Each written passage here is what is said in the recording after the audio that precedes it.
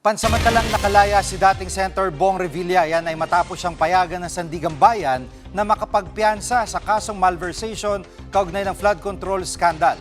Live mula sa Sandigan Bayan sa Quezon City, namumuon sa balita si mobile journalist Alexis Ebue. Alexis, bakit pinayagan ng Sandigan Bayan na makapagpiyansa itong si Revilla?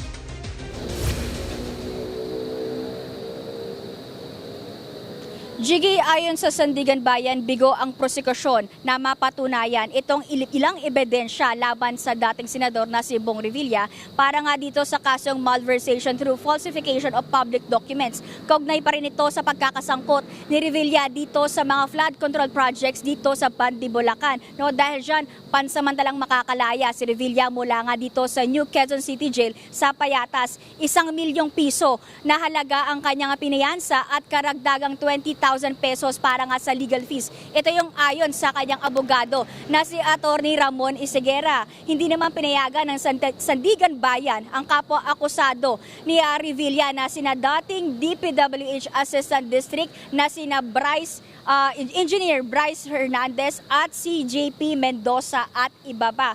Kung babalikan natin, Jiggy, nitong Enero na nagsampa ang Office of the Ombudsman ng kasong malversation at graft laban nga dito kaya Bong Revilla at iba pang DPWH na staff, kaugnay ito ng umaray 92.8 million pesos na flood control projects na hindi naman naipatayo o wala namang infrastruktura, Jiggy? At Alexis, doon sa kasong graft ni Revilla ay pinayagan na rin ba siyang makapagpiyansa?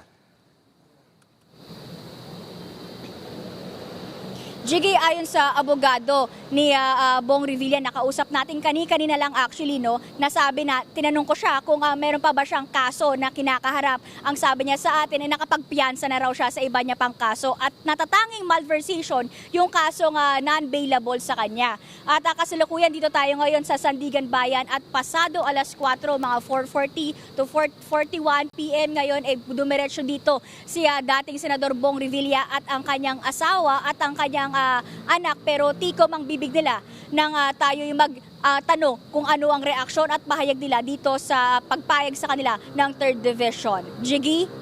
Yan ang ulat ni Alexis Ebue live mula sa Quezon City.